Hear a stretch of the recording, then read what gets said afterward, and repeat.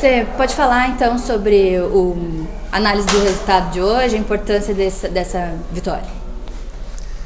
Para o Bahia lá é triunfo, né? Porque vitória é o rival, então a gente usa sempre a palavra triunfo. Um jogo importante contra uma equipe que só tinha perdido aqui dentro de casa para o Cruzeiro. É a segunda derrota dentro de casa, uma equipe que vem... se a gente perde o jogo hoje aqui, eles praticamente tinham encostado na zona de classificação. Né?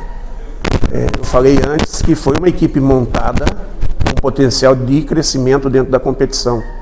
E o fato de ter perdido para nós hoje não tira a capacidade deles de buscar estar entre os 4 do acesso. Tem bons jogadores. Só que nós fizemos uma partida diferente das outras que a gente tem jogado fora de casa, com uma maturidade, com uma postura de preocupação geral, de equilibrar a equipe, de não deixar o adversário gostar do jogo e a partir da hora que tinha a bola, tentar valorizar a posse, tentar trabalhar a bola de uma maneira mais tranquila, né? E buscar os gols. Eles tiveram ali até os 20 e poucos minutos o jogo mais equilibrado, com eles um pouquinho mais agressivo que a gente, e a partir dos 25, 26 nós tomamos conta do jogo, e aí eu acho que praticamente só deu nós. As chances que eles tiveram foi de chutes de fora da área, e nós não só fizemos o gol, como tivemos várias bolas que atravessaram a área, em condições, tivemos chute de bate-rebate dentro da área, enfim, nós tivemos um volume ofensivo bastante interessante e que poderia de repente até ter feito um placar um pouco mais elástico. Mas eu saio feliz com o segundo triunfo nosso fora de casa.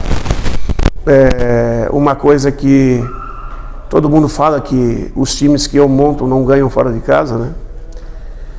Então, mais uma para eles, né? Para esses caras que querem botar plaquinha no pé dos outros.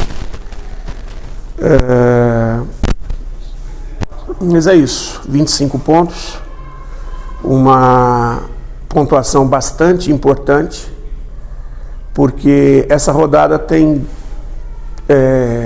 jogava, os 6 primeiros confrontavam entre si, o segundo contra o sexto, o Cruzeiro contra o Vasco é primeiro contra terceiro e o quarto contra o quinto.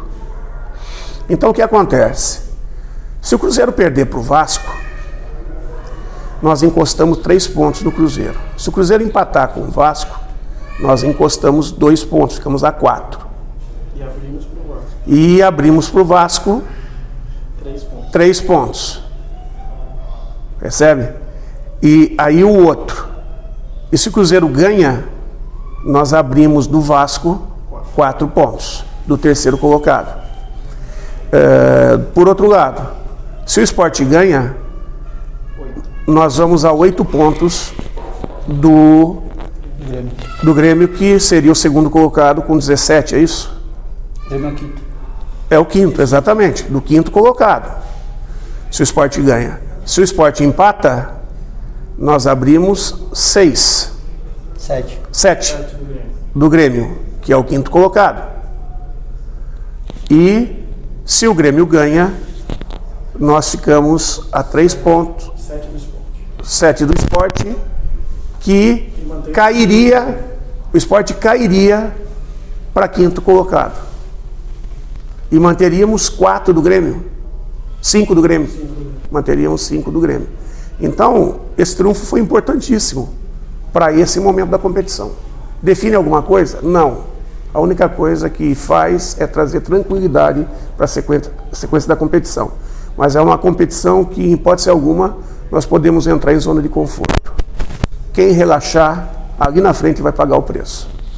Guto, você fala de tranquilidade, boa noite. Você fala de tranquilidade, e qual é o tamanho da tranquilidade quando um jogo que a bola não entrava, você consegue, através do Mugni finalizando em um desvio, ganhar o jogo, ganhar a segunda partida fora de casa?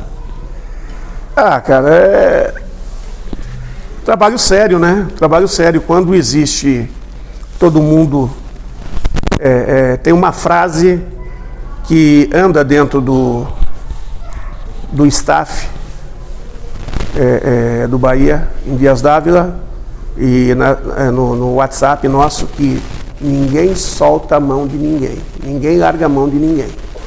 Ou seja, não deixa ninguém na mão, todo mundo junto, firme e forte. E isso também está ocorrendo com os jogadores. Então, o grupo está muito fechado. Quando o grupo está muito fechado, quando o trabalho está muito sólido nesse aspecto, as coisas começam a bater e entrar. Bater na trave e entrar, começa a desviar e entrar. Nós pagamos contra o Vasco, fizemos um baita de um jogo, e a bola nossa não entrou, e a deles entrou uma bola e nós perdemos. Ituano, e agora chegou a nossa vez. Deixa a gente curtir um pouquinho também, né? Vamos valorizar isso também. Então, importantíssimo sim, o triunfo com o volume de jogo que nós tivemos, com a postura que nós tivemos. É importantíssimo a gente não ter sofrido no jogo e ter sido agressivo. Guto, é o segundo triunfo fora de casa, e podemos dizer que também de superação. O primeiro, você com um jogador a menos desde os 12 minutos, que foi aquela situação do Náutico lá que o Borel foi expulso. E hoje é o seguinte, hoje um time que só perdeu aqui dentro para o Grêmio e para o Cruzeiro. Então, olhando dentro do G4... O Grêmio não foi aqui. Foi aqui. Foi aqui, não. Aqui. O Grêmio foi aqui também? Grêmio e Cruzeiro, apenas as duas derrotas deles em casa, e agora a terceira. Tipo, dos adversários de dentro do G4 ali, o Bahia também conseguiu manter isso, né? Exato, importantíssimo. Isso mostra a capacidade que o Bahia está tendo na competição, né? Eu acho que os resultados começam a contar. Quando a gente vai a tombos e perde o jogo de 1-0, da maneira que foi, a gente fica chateado por um lado, mas dentro de casa o Tombense tinha empatado com o Cruzeiro, não tinha e com o Vasco, e não tinha perdido. Então a gente não tinha ganho também, mas não tinha perdido dentro de casa, né? Então nós falhamos, né? Mas isso é do jogo, e eu acho que a gente essa derrota, ela trouxe um amadurecimento, pelo menos momentâneo, do grupo, e uma cobrança onde está começando a ter mais e mais resultados em cima dessa cobrança que eles estão fazendo entre eles, né? Para que a gente possa encorpar dentro da competição e fazer uma competição boa, e no final a gente possa comemorar o acesso. Sempre, depois de Copa do Nordeste, Campeonato Baiano, sempre era falado que o Bahia precisava de reforços, que o Bahia não tinha elenco e tal. Hoje você é o segundo da Série B. Em outras coletivas eu já trouxe os dados de gols, de melhor ataque e tal. Hoje você tem que pensar não só no time que vai iniciar, como já a peça que você vai mudar no segundo tempo, quando você tem mais do que 3 atacantes que podem ser ali escolhidos como titular, o Rildo, o Rodadiga, o Jacaré, o Davó, entre outros.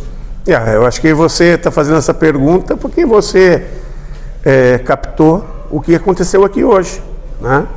E foi muito inteligente dessa leitura, porque isso passa por 2 pontos. O primeiro, a fisiologia, e o segundo, a estratégia.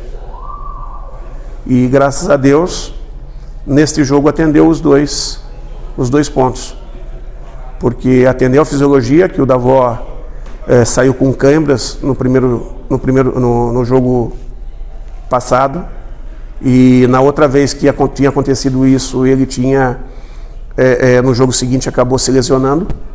Então a gente precisava ter um carinho para não perdê-lo, mas não deixar de usá-lo,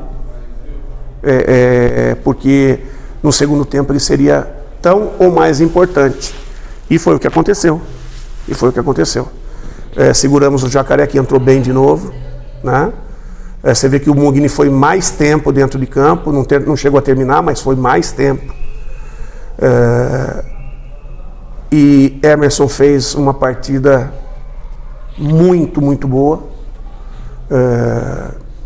A gente tinha uma dúvida, sim, né, do comportamento. Ele já tinha jogado bem e já tinha sentido um pouco em outras partidas, né? Mas hoje não, hoje ele chegou e tomou conta. Esse é o Emerson que nós trouxemos. E a gente fica muito feliz com o comportamento, com a atitude e com o jogo que ele fez. O jogo passado, o Patrick, para imprensa, televisão, foi o melhor em campo, e para nós também fez uma partida diferenciadíssima. Você vê os dois concorrendo um com o outro. De que maneira nós vamos nos fortalecer? Tendo bons jogadores em cada posição, para que eles estejam sempre de tanque cheio, a gente não fique reclamando, porque terça-feira nós entramos em campo de novo. E aí, quem está sem ritmo, com certeza vai recuperar de uma maneira mais lenta. Então nós vamos precisar, para ter perna, para ter intensidade, nós vamos ter que mudar de novo uma ou outra peça. O Rezende, de repente, pode até estar em campo, não sei, pode estar à disposição. Infelizmente o Didi não. O Didi vai ter que empurrar um pouquinho mais, o Marco Antônio vai ter que empurrar um pouquinho mais.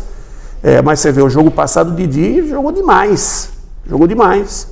Então isso é plantel que fortalece os resultados, que fortalece a equipe e traz tranquilidade. Quando você consegue mudar, não 7, 8 peças, mas você consegue mudar 3, 4 peças, não muda o comportamento da equipe e o resultado vem. Mas essa dor de cabeça aí, Guto, como arrumar um meio campo onde você ganha Emerson, você tem Patrick, possível volta de Rezende, que alguém tem que sobrar, você não vai jogar com 20. Mas aí que tá, se todo mundo pensar no Bahia primeiro, o que menos importa é quem vai começar e quem vai terminar. O que mais importa é a equipe ganhar. E todo mundo vai ter oportunidade de estar dentro de campo em algum momento. E tem que se preparar para, quando estiver dentro de campo, fazer o seu melhor. Eu acho que é assim que a coisa flui, é assim que a coisa funciona. Guto, fala sobre a volta do Falcão depois daquele episódio que você pediu desculpa a ele no vestiário, pediu desculpa em coletiva, mas ele nos outros jogos, talvez por estratégia também, você entendeu que não cabia e hoje você colocou o Falcão de volta em campo. Os jogos que eu não coloquei foi por questões de combinação, quem combinava com quem para aquele momento e o que o jogo pedia. Então eu arrisquei, por exemplo, o jogo que ele não entrou, eu arrisquei com o Gregory de volante, porque a gente precisava de um meia a mais, um passe diferenciado a mais, e o Falcão é menos criativo do que o Gregory e é mais marcador do que o Gregory.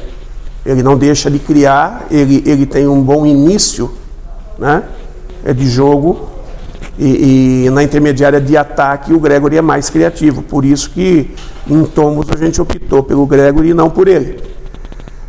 E volto a falar, a gente vai usando o que a gente tem conforme as necessidades. O Falcão entrou bem hoje no lugar do Mugni, quase fez um gol, né? Só que tem um detalhe, se saísse o Emerson, não ia entrar o Falcão, porque quem casaria melhor era o Miqueias. Então tem situações que passa muito por isso. Quem complementa quem? Quem completa quem? E isso a gente trabalha o dia a dia. A gente pensa o dia a dia para poder fazer o Bahia forte. Não é só, esse foi bem, esse foi mal, esse está bem, esse está mal. Porque muito do estar bem e estar mal passa muito pelo que eles estão sentindo, a confiança que eles estão, e a confiança passa muito pelo entorno dele, o que fala sobre a atuação dele, o que ele lê, o que ele ouve, o que ele assiste. E muitas vezes o cara acaba ficando inseguro porque ele recebe uma pressão externa e não sabe controlar. Então isso tudo passa pelo amadurecimento do jogador também, que tipo de atitude ele tem que ter para ele assentar, né? E a gente tem que estar atento a tudo isso, para poder fazer uma equipe mais forte. A equipe está mais assentada também porque o Mugni, bem mais experiente, traz uma condição, ele e o Hugo, um comando dentro de campo, né? Onde consegue cobrar e assentar a equipe nos momentos mais difíceis. E isso é coisa que o treinador de fora não consegue fazer, mas eles dentro de campo conseguem. E é o tipo daquela coisa. A positividade, a confiança, ela passa muitas vezes por uma âncora, né? O que é âncora? Às vezes é uma tatuagem que o cara tem, às vezes é um colar que ele usa, um pingente que ele usa, e às vezes é um companheiro que está dentro de campo. E nesse caso fica muito visível que a nossa equipe fica mais assentada quando o Hugo está dentro de campo, né? E fica mais equilibrada, mais organizada, né? Por quê? Porque eles se cobram mais, se cobram uma postura mais profissional, né? E menos tipo um foco maior, né? Um foco maior.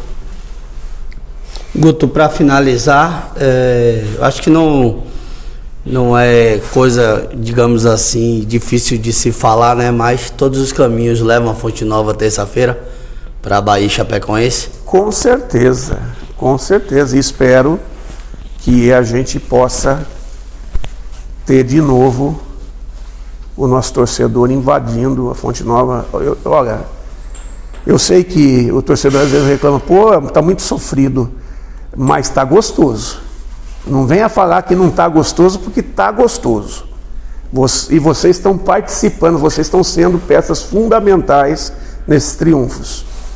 Então, invadam a nossa casa, invadam a Fonte Nova, venham nos